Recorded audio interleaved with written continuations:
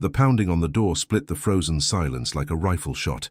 Little Marta Wisniewska, 7 years old, opened her eyes in the darkness, her breath visible in the air above her blanket. She heard her mother gasp, her father's footsteps, heavy, hesitant. The door opened, and with it came the cold, the smell of gun oil, and voices in a language that made her stomach twist. Russian, soldiers. Her father tried to speak, but the words were cut short by a command, sharp as glass breaking. 20 minutes, they said. 20 minutes to pack everything you own. 20 minutes before your life ends. And something else. Something you cannot name. Something that smells like fear and tastes like iron begins. Marta watched her mother's hands shake as she stuffed bread into a cloth bag. Her older brother Yannick, 9, stood frozen near the stove. Her baby sister cried. Outside, the snow reflected the light of lanterns carried by men in uniforms. Other families were being pulled from their homes. Grandmothers, farmers, teachers, children still in nightclothes. No one was armed. No one resisted. What could you do against rifles and the vast machinery of a state that had decided you no longer belonged? If stories like this move you as deeply as they move me, subscribe to the channel and tell me in the comments where you're watching from. These forgotten stories deserve to live again, and your voice helps make that happen. Marta Wisniewska had never known war. She was born in a small village near Lwów, where her father worked as a carpenter and her mother kept chickens in a small garden. Marta's world was simple: Sunday Mass, school lessons written on slate, the smell of fresh sawdust in her father's workshop, her mother's voice singing while she kneaded dough. In summer, Marta ran barefoot through fields of wheat. In winter, she helped her mother churn butter and listened to her grandmother's stories about saints and old kings. She had dreams, small ones, to learn to read better, to own a doll with a porcelain face, to one day visit Krakow. Then, in September 1939, the world cracked open.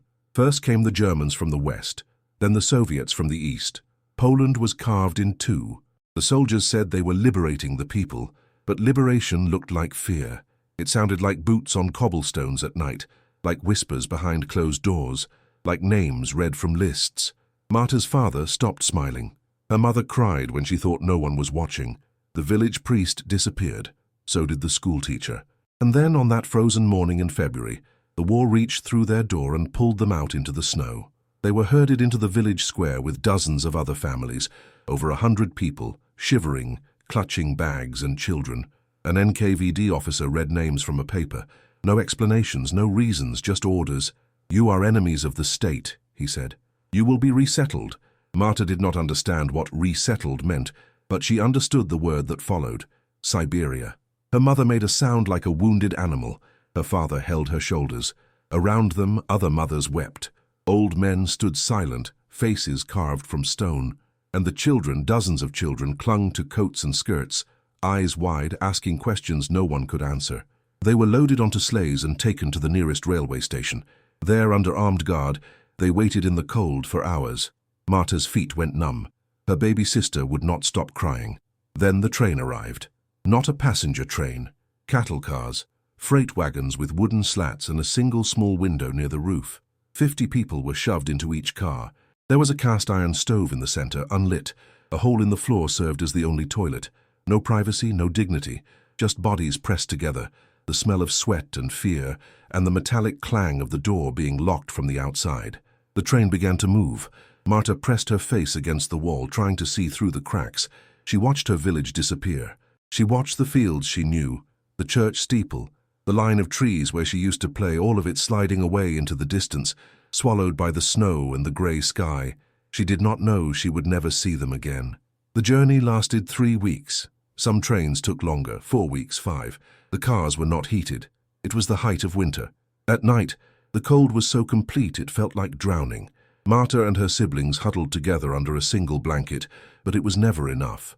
Her father tried to light the stove using scraps of wood and cloth, but there was never enough fuel. The smoke made people cough.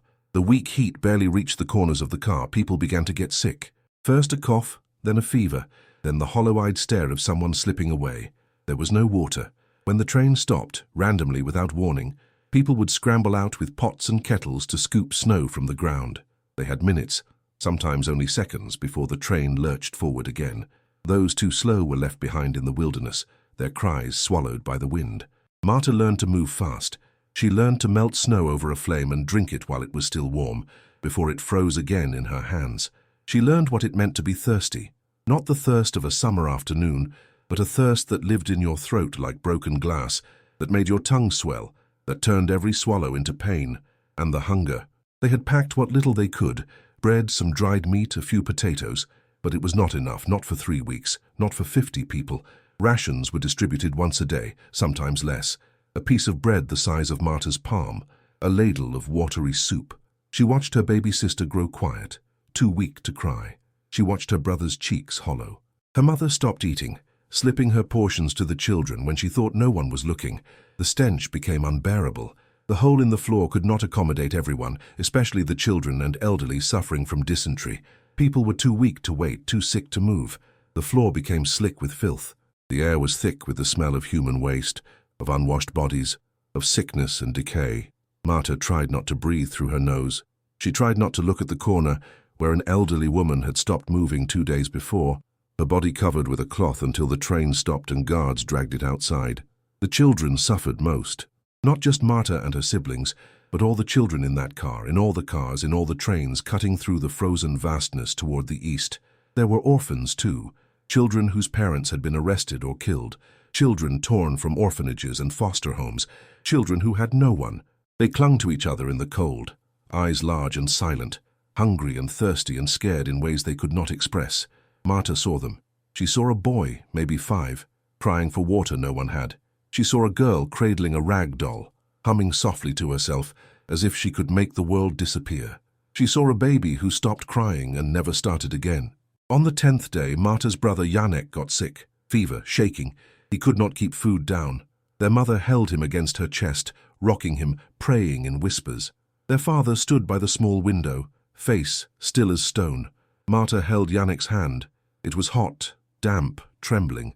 He looked at her, and in his eyes she saw something that terrified her, resignation, as if he already knew, as if he had already given up. But Janek did not die. Not in that car, not on that train.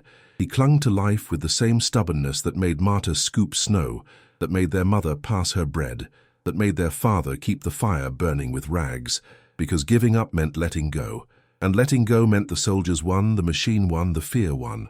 And Marta, even at 7, knew they could not let fear win. In the 3rd week, the landscape changed. Dense forests gave way to endless plains. The cold deepened. Stops became rarer. When the train finally stopped for good, it was not at a city, but at a wooden station in the middle of nowhere. The Kazakh steppe, or maybe Siberia. No one said. No one explained. The doors were opened, and they were ordered out. Many could not. Too sick, too weak, dead. The bodies were stacked beside the tracks. No ceremonies, no prayers, just bodies in the snow. Marta stepped down from the train on shaking legs. The air was different here, thinner, colder, empty. The horizon stretched forever, flat and white and endless. There were no trees, no houses, only wooden barracks half buried in the earth, smoke rising from makeshift chimneys. This was resettlement. This was their future. They were divided into groups and assigned to kolkhozes, collective farms. They worked the fields, cut timber, hauled stones, even the children. Marta carried water. Janek, still sick, gathered twigs for firewood. Their baby sister miraculously survived, though she was never the same. Their mother worked until her hands bled. Their father worked until his back gave out.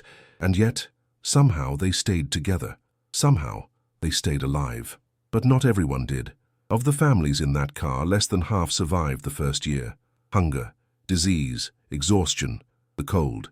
Some simply gave up, lay down in the snow and did not get up again. Others tried to escape and were shot. The children, so many children, died quietly, in their bunks, staring at the ceiling with eyes that did not understand why the world was so cruel. But Marta survived. Janek survived. They clung to each other, shared warmth, split crumbs of bread, whispered stories of home when they thought no one was listening. They learned the language. They learned the rules. They learned to keep their heads down, to not ask questions, to not cry where others could see. They learned that survival was not about strength or courage, but about not giving up, about continuing to breathe even when each breath hurt. Years passed. The war ended. Stalin died. Policies changed.